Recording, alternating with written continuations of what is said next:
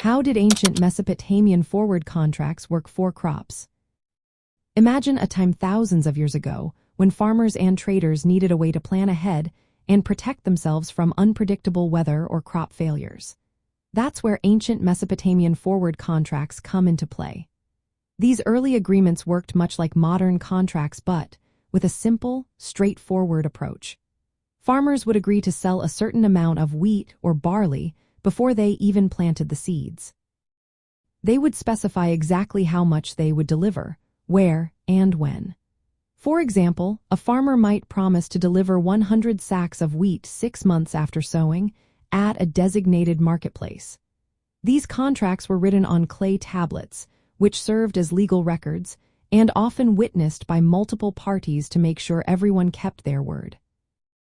This system gave farmers a way to secure buyers in advance, which meant they could plan their planting and farming activities without worrying about not finding a buyer later. It also helped them get some money upfront to cover expenses like seeds and tools. On the other side, traders and merchants could lock in supplies of crops ahead of time, helping them plan their inventories and avoid shortages. These agreements created stability in the local economy and made trade smoother between cities. What's really interesting is that these contracts weren't just about selling the crop after harvest. They were a form of what we now call derivatives, where the agreement is based on a future asset rather than an immediate exchange. This shows that Mesopotamians understood the idea of managing risk and planning for the future.